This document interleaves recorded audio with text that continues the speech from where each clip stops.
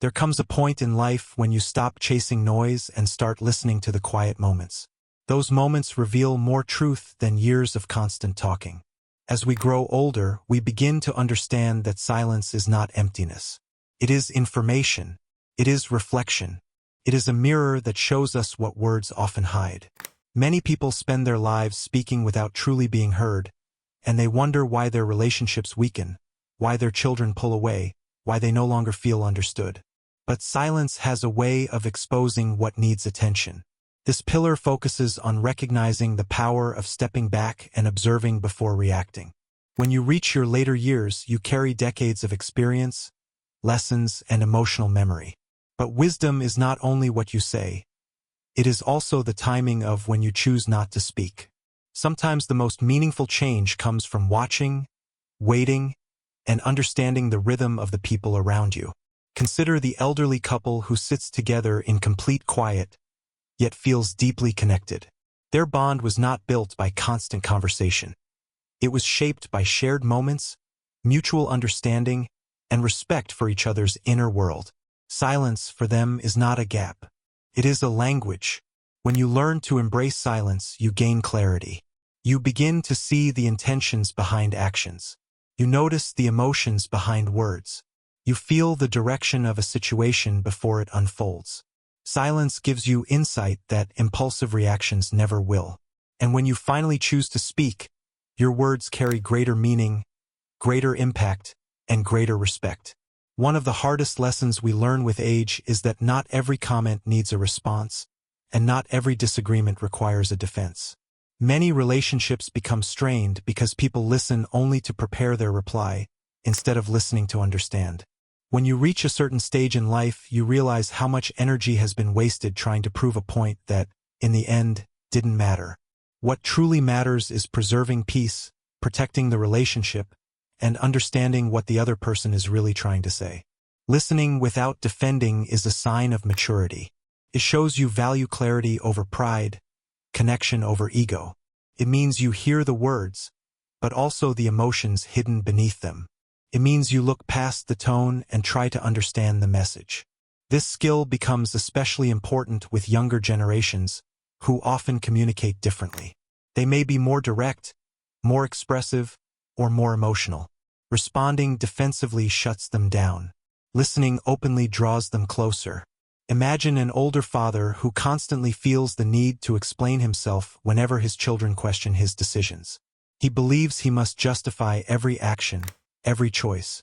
But one day he chooses to simply listen. No explanations, no arguments, just presence. For the first time, his children open up without feeling judged. They talk longer, they share more, and the atmosphere becomes lighter. His silence was not weakness. It was wisdom.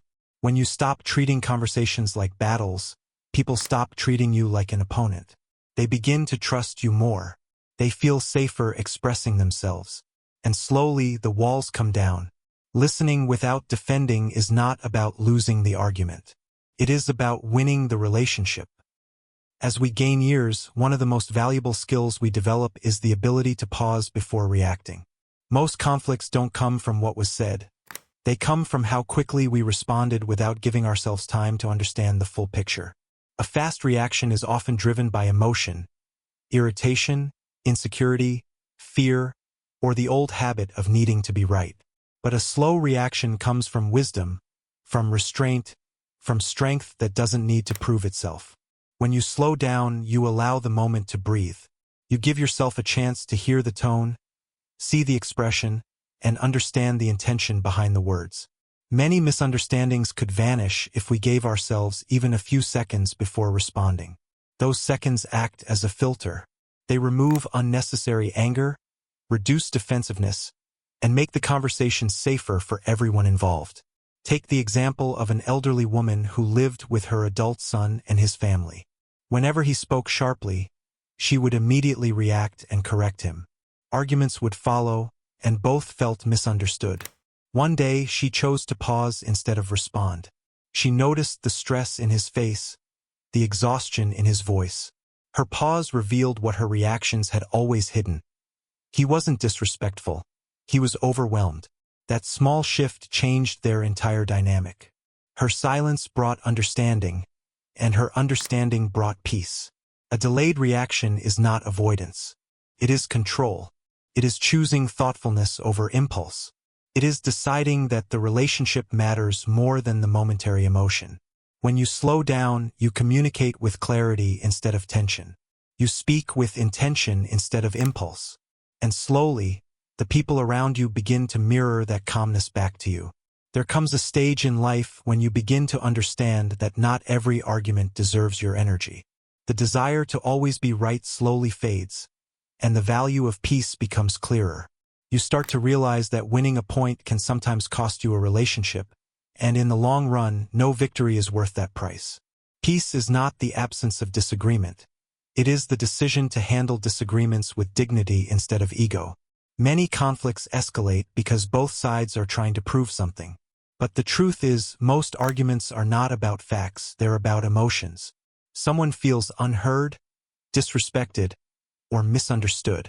When you push harder to be right, you push the other person further away. But when you choose peace, you create space for understanding to grow. Your calmness disarms tension. Your restraint invites openness. Consider an older couple who spent years arguing over small things. How to organize the house, how to manage finances, how to spend their weekends. Both felt strongly about their opinions. But one day, the husband realized something. Every time he won the argument, he lost a little piece of their closeness. So he began choosing peace over perfection. He started letting go of the urge to correct every detail. His wife felt lighter, safer, more appreciated.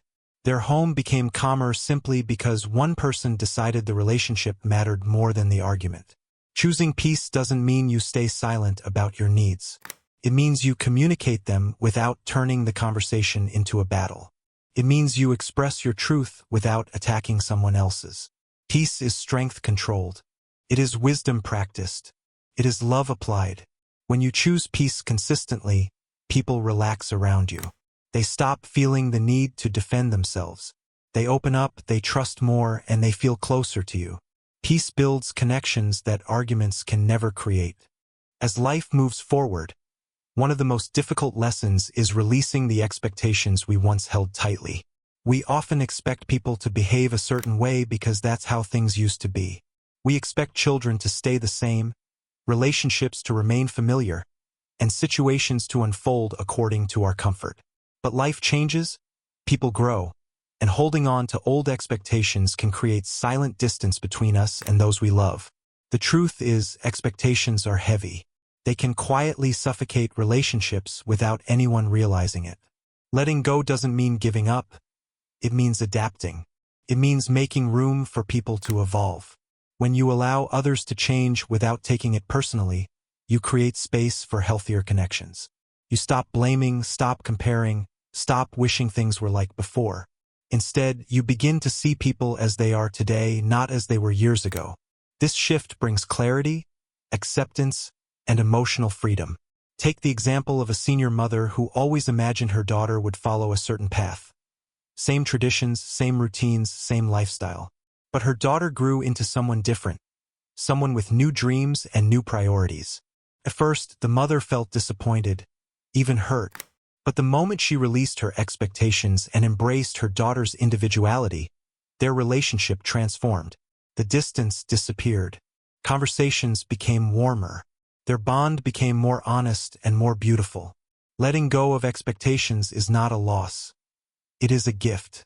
It allows love to flow without conditions. It allows relationships to breathe. It removes pressure and replaces it with understanding. And most importantly, it frees you from carrying emotional weight that was never yours to carry. In the later chapters of life, one of the greatest gifts you can offer the people around you is emotional safety. Not advice, not correction, not judgment, safety. The feeling that they can come to you without fear of being criticized or misunderstood. When you become that kind of presence, relationships naturally drift back toward you. Not because you demand respect, but because you create comfort. People return to places where they feel seen and accepted. Emotional safety is built through patience, calmness, and consistency. It means your reactions are steady. Your tone is gentle. Your words are thoughtful. People trust you when they know you won't explode in anger, won't take everything personally, and won't turn their vulnerability into an argument. This type of presence takes time to develop, but once you have it, it becomes one of the most powerful forms of influence. Consider an elderly couple who became the center of their family, not because they were the loudest or the strictest, but because everyone felt at ease around them. Their home was peaceful, their conversations were warm, and their presence felt grounding. The younger generation sought their company because there was no pressure to be perfect. No fear of criticism, just gentle wisdom and quiet acceptance. They didn't control their family, they guided them simply by being a safe place to land. When you create emotional safety, you don't need to demand respect. It grows naturally. You don't need to chase closeness. It forms on its own. People open up, share more, and show their true selves around you. Relationships become deeper, softer, and more meaningful. This final pillar reminds us that true influence doesn't come from authority, but from the peace you bring into the room. When you embody calmness, wisdom, and acceptance, you become the kind of person people return to, not out of obligation, but out of genuine love.